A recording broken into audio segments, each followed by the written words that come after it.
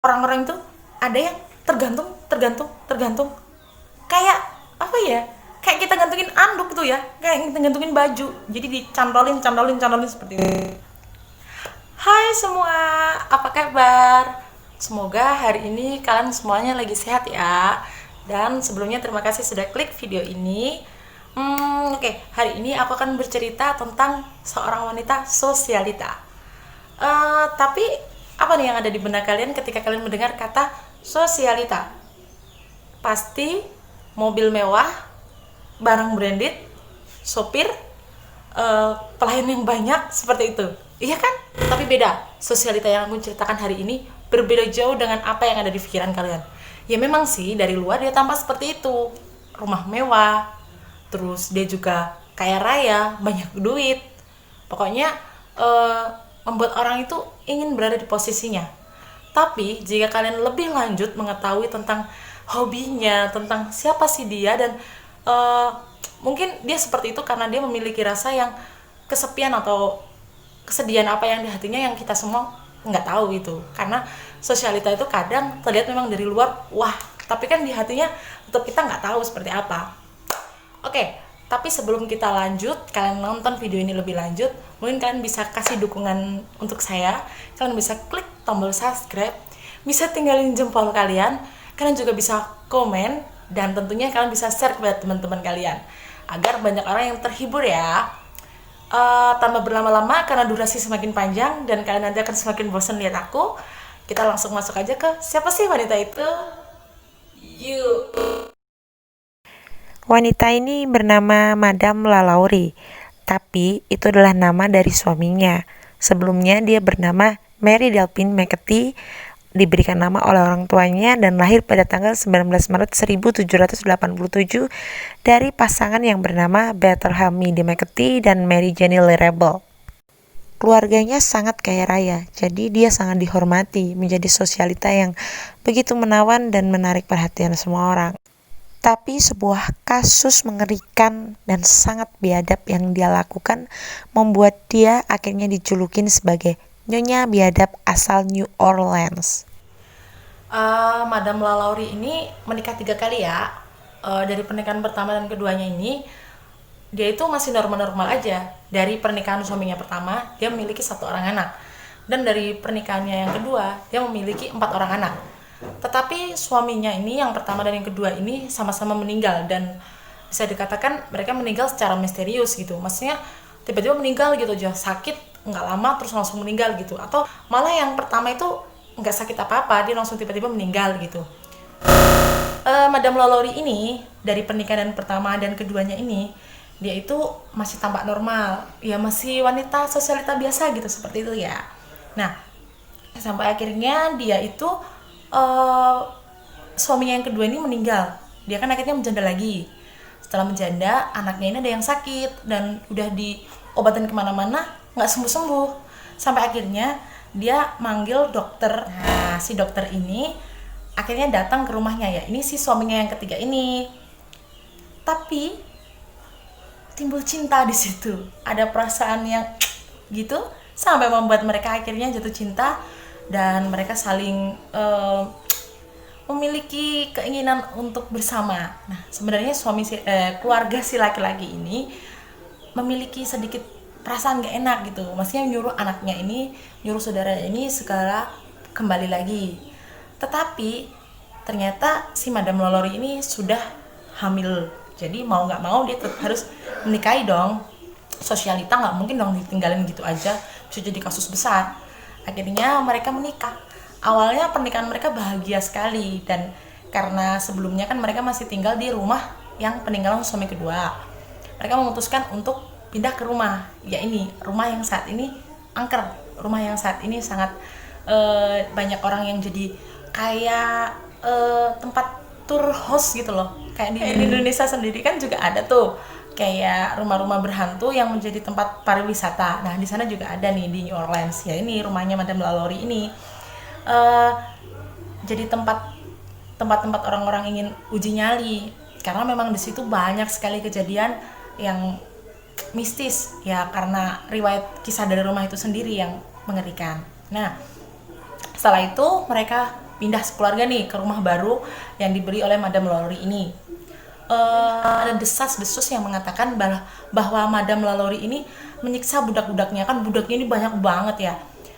Ada juga yang datang ke situ tapi tiba-tiba hilang, nggak tahu kemana. Terus ada lagi, pokoknya dia tuh selalu merekrut orang baru, ada orang baru gitu, seperti itu. Jadi tetangga-tetangganya kan penasaran, kenapa sih kok banyak banget budak-budak, dan budak-budak yang lama kemana gitu. Ada desas-desus seperti itu. Tapi kembali lagi, karena dia sosialita, ya orang hanya menerka-nerka dan nggak berani melidiki lebih lanjut. Dan dia sendiri pun orangnya aktif sekali ketika ada pembangunan atau orang membutuhkan bantuan. Dia selalu dengan tangan terbuka memberikan uang, memberikan bantuan, ini itu. Dan jadi desas-desus itu sendiri tertutup dengan sendirinya, seperti itu. Sampai akhirnya ada sebuah kasus lagi nih, ketika desas-desus tadi itu sudah selesai nih ya, udah diem, tuh orang-orang tetangga udah diem semua, udah silent. Itu ada seorang anak budak berumur 12 tahun. Dia tiba-tiba itu jatuh dari balkon atas hingga tewas. Nah, dikatakan di situ, katanya dia itu lari ketakutan. Jadi ada orang yang melihat jika dia itu dikejar oleh Madame Lalaurie. Sampai akhirnya si anak itu jatuh, seperti itu. Ketika diselidiki, katanya ya itu tadi, si budak itu ketakutan karena Madame Lalaurie marah. Ceritanya dia itu kan lagi disisir nih rambutnya, ya mungkin rambutnya ada yang sedikit kayak kusut gitu ya, jadi ketika disisir kan agak ketarik. Nah, dia itu marah, ingin ngejar si budak itu, sampai akhirnya budak itu lari ke atas dan apesnya ya itu tadi kepleset hingga jatuh sampai tewas. Tapi dia lagi-lagi hanya dipanggil, ditanya, pulang. Jadi nggak ada tuh kasus yang namanya dia di penjara, diadili, disidang, pokoknya intinya dia itu diusut gitu, nggak ada. Dia cuma dipanggil aja, ditanya, udah selesai, pulang. Nah, dia cuma bayar denda aja. Bayangin dong, orang kaya, duit banyak, dia cuma dikasih hukuman suruh bayar duit. Ya enak, dia tinggal bukan dompet kasih. Iya, kalau kita harus jual rumah, kadang malah mungkin juga harus jual apa kayak yang ada di rumah gitu ya. Dan dia enggak, dia cuma tinggal buka dompet aja, udah selesai, pulang deh ke rumah, enak. Nah, kasus itu akhirnya lama-kelamaan udah tertutup lagi nih ya, udah selesai nih ya. Tapi namanya, ya bayangin aja deh, kan ada tuh pepatah mengatakan, sepandai-pandainya tupai meloncat pasti juga bisa jatuh juga. Nah, pepatah ini juga cocok juga nih untuk si Madame Lalaurie. Jadi kan si suaminya ini kan dokter ya, tapi sebenarnya mereka itu sebelumnya mereka ada selisih paham, bertengkar. Jadi si suami ini akhirnya kembali ke rumah keluarganya. Nah, Madame Lalaurie cuma tinggal dengan anak-anaknya di rumah itu. Tapi kan itu ada pesta ya, maklum orang-orang kaya sosialita pasti sering ngadain pesta dinner seperti itu ya. Dia ngundang orang-orang untuk pesta di situ, untuk kayak ya mungkin kalau di kampung-kampung syukuran kali ya, kayak di rumah itulah intinya. Dia mengadakan pesta seperti itu. Nah, ketika dia mengadakan pesta itu ada sebuah insiden kecelakaan. Jadi di dapur ada kebakaran. Nah, di situ kan juga memang di pestanya juga ngundang polisi dan banyak orang, intinya seperti itu. Ketika kebakaran, orang-orang yang ada di pesta nggak mungkin dong tiba-tiba lari gitu aja. Nah, mereka ingin membantu. Akhirnya mereka memadamkan api itu. Ketika api itu padam dan kan mencari ke seluruh, ya takutnya ada orang-orang yang ada di situ karena kan memang banyak-banyak budak gitulah. Takutnya, intinya mereka ingin menyelamatkan orang-orang yang masih terjebak di dalam situ untuk keluar karena kebakaran itu. Tapi ternyata mereka menemukan sesuatu yang sangat menggemparkan, benar-benar horor. Apa? Dia menemukan sebuah ruang. Si polisi ini menemukan sebuah ruang. Jadi langsung polisinya sendiri ya yang menemukan sebuah ruang yang terkunci. Nah, di dalamnya itu sebelum itu tuh masih dibuka sedikit ya, bau banget. Dan ketika mereka membuka, mereka di situ terkejut. Banyak sekali. Banyak. Nggak bisa dihitung karena memang nggak dijelaskan berapa orangnya. Ratusan mungkin ya. Pokoknya banyak intinya. Orang-orang itu ada yang tergantung. Kayak apa ya? kayak kita gantungin anduk gitu ya, kayak kita gantungin baju, jadi dicantolin seperti itu. Dan mereka itu dalam keadaan banyak yang udah mati, terus dengan kondisi yang aneh gitu. Jadi kayak bisa dikatakan psikopat. Kalian lihat psikopat di TV-TV itu yang biasanya kayak digeraji-geraji, terus kayak di edel-edel apa sih namanya, kayak di buka-buka organ tubuhnya, ya itu seperti itu. Jadi kayak eksperimen seperti itu, kayak macam orang psikopat seperti itu. Jadi ada itu orang yang digantung-gantung, terus ada juga tuh budak yang tangannya itu disambung dengan tangan orang lain. Jadi banyak tuh yang lain dibuntungin nih tangannya dibuntung, kakinya dibuntungin, terus disambungin jadi satu sama salah satu budak. Kan gila, apa sih maksudnya itu ya? Hobi apa itu? Hobi masak enak, bisa dimakan. Hobi seperti itu ngapain? Kepuasan jiwa yang seperti apa gitu loh ya. Sosialita, kaya, punya duit, apa-apa tinggal mau kemana-mana tinggal, mau makan tinggal. Tapi kok punya hobi yang udah nggak bisa kuman deh. Intinya seperti itu. Terus setelah itu ya ada juga di situ sebenarnya masih ada 2 orang yang hidup ya. Keadaan mereka juga sama mengenaskan juga yang udah mati-mati itu tadi. Yang satu itu patah tulang parah. Terus yang satunya ini dia dimasukin ke kandang anjing. Bayangin kandang anjing seberapa sih? Anjing gede-gedenya seberapa? Dia dipaksa dimasukin situ.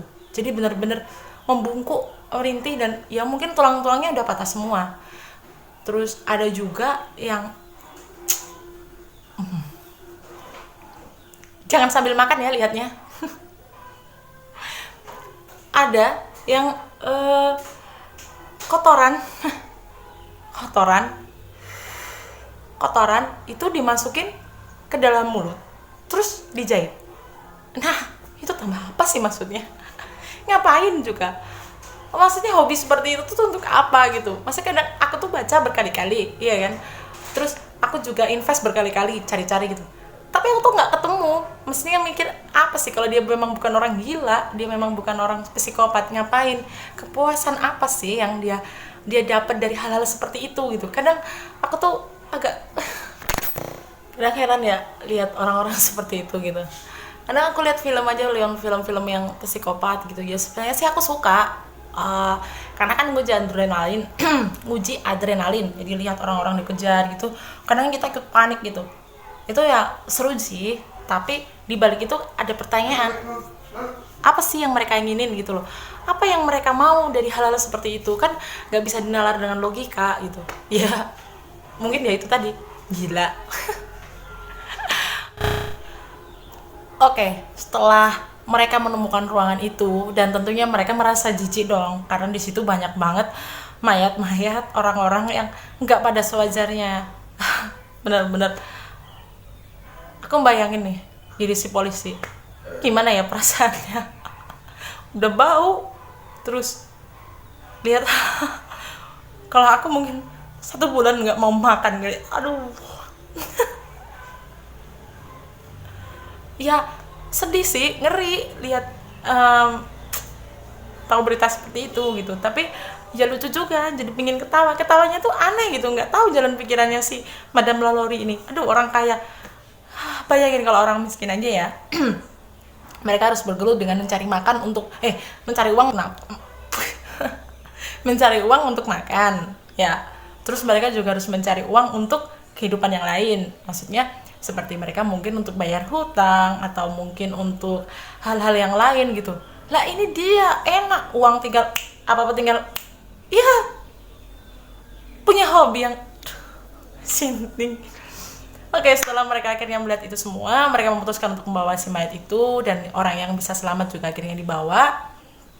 Nah, tapi anehnya si Madame Lalaurie ini raib. Jadi bersama kebakaran itu hilang, nggak tahu kemana. Dicari nggak bisa ketemu, ya. Cari nggak bisa ketemu. Terus ya kayak misterius gitu, kayak setan hilang. nggak tahu entah kemana gitu. Ada sih yang mengatakan mungkin dia dijemput suaminya, jadi mungkin mereka kayak ada persekongkolan. Jadi sebelumnya kan suaminya udah pergi nih, nah kayak sebuah skenario. Jadi kalau kamu pergi dulu deh bang, nanti seakan-akan kalau seakan-akan kamu pergi dulu deh bang, nanti kalau ada kejadian buruk abang bisa jemput aku deh, kayak seperti itu gitu. Intinya kayak hanya sebuah apa sih, persekongkolan seperti itu agar dia bisa kabur. Tapi juga nggak bisa dibuktiin karena memang dicari, memang nggak ada Madam Lalaurie-nya. Jadi dia dengan kekejamannya seperti itu, dia nggak dipenjara, nggak dipenjara, nggak dicari. Padahal kalau di Indonesia orang maling ayam aja digebukin bisa sampai mati. Nah itu seperti itu, terus nggak diadilin, kan rasanya juga nggak adil ya, nggak adil banget. Sedih deh melihat hukum yang kadang hukum itu seperti nggak bisa menyentuh orang-orang kaya, dan hukum itu seakan sebuah cambuk, bukan cambuk, apa ya, sebuah momok, sebuah kayak sudah mutlak, dan orang-orang miskin itu nggak bisa untuk menolak, nggak bisa untuk berbicara, meskipun sebenarnya dia masih bisa untuk membela diri, tapi dia nggak punya hak, nggak punya kekuatan untuk membela dirinya ketika dia itu sebenarnya nggak separah itu. Padahal orang-orang kaya banyak sekali orang-orang yang lebih parah melakukan hal-hal yang keji, tapi mereka dengan santainya, dengan enaknya lolos begitu aja. Tapi nih ya, banyak yang beranggapan kalau sebenarnya Lalaurie ini hanya sebagai alat dari suaminya. Suaminya ini kan seorang dokter nih ya. Karena kan gini, dari pernikahan pertama dan keduanya, si Lalaurie ini normal-normal aja, nggak ada masalah apa-apa gitu. Tetapi kenapa di suami ketiga ini dia memiliki hobi yang seperti itu, eksperimen-eksperimen seperti itu? Karena kan suaminya tadi kan dokter, jadi banyak orang yang beranggapan sebenarnya semua itu adalah kerjaan si suaminya. Karena banyak orang yang bilang kalau mereka berdua ini sebenarnya sering bertengkar, dan mungkin pertengkarannya karena hobi si suaminya ini yang aneh. Tapi gini, kalau sebagai seorang wanita ya melihat suaminya seperti itu, harusnya ya tetap mengingatkan, atau paling tidak bagaimana caranya suaminya berhenti. Tapi mungkin karena si Lalaurie ini cinta setengah mati nih ya dengan suaminya, jadi akhirnya memutuskan untuk tetap diam dan mengikuti alur si suami. Tapi ini juga maksudnya bukan informasi yang konkret ya, maksudnya belum secara benar kalau memang suaminya itu ikut juga nggak seperti itu gitu. Jadi memang nggak digambarkan secara jelas, nggak diceritakan secara jelas. Intinya sampai sekarang Lalaurie nggak ditangkap, nggak dipenjara, nggak ada Raib hilang kemana, entah jadi demit atau jadi apa nggak tahu. Dan rumah itu akhirnya diurus oleh saudara-saudaranya ya ta. Rumah itu sempat juga dikontrakin, dijual nggak laku. Ngeri soalnya pokoknya sempat dikontrakin kayak gitu, disewain, tapi si penyewa itu malah mati secara misterius, dan nggak ada hal yang maksudnya nggak ada kayak kunci di bubble perampok atau apa, pokoknya matinya dia itu nggak tahu gitu kenapa gitu ya. Terus juga akhirnya rumah itu karena terlalu besar dijadikan sekolah asrama putri ya, sekolah putri gitu. Tapi juga banyak hal gaib di situ, seperti ada seorang siswa yang melihat seorang madam-madam gitu yang mukul-mukul dia sampai dia memar-memar semua. Padahal itu kan sudah beda generasi ya, udah lama. Anak-anak kecil itu kan udah banyak yang udah harusnya nggak tahu tentang kisah si Madam Lalaurie ini gitu, karena kan memang ditutupi dari masyarakat sebelumnya saat itu gitu ya, ditutupin. Tapi ada malah yang lihat ada madam-madam pakai baju, pokoknya intinya seperti ceritanya Madam Lalaurie yang mukul-mukul yang membuat dia memar-memar tubuhnya. Sampai akhirnya sekolah itu akhirnya ditutup nih ya, ditutup. Nah setelah ditutup itu jadi rumah berhantu. Nah yang sampai sekarang menjadi tempat tour house, jadi kayak rumah hantu kayak gitu ya, sama seperti Indonesia lah, intinya banyak tempat-tempat rumah-rumah hantu. Nah, oke, karena udah selesai aku menceritakan Madam Lalaurie, dan intinya seperti itu deh, sosialita yang gila, sosialita yang apa sih keinginan dia, intinya kita nggak tahu lah. ya di hatinya seperti itu. Karena udah selesai, akhirnya durasi juga sudah semakin panjang. Nanti kalian semakin bosan, next lagi aja deh aku bawakan cerita-cerita yang lain untuk kalian. Kalau kalian mau dengar-dengar terus cerita aku, tolong dong kembali lagi dukung aku, klik tombol subscribe agar aku semakin berkembang dan aku bisa lebih sering hibur kalian ya. Oke, akhirnya aku goodbye dulu dan semoga kalian sehat selalu dan kita ketemu lagi di next video. Dah.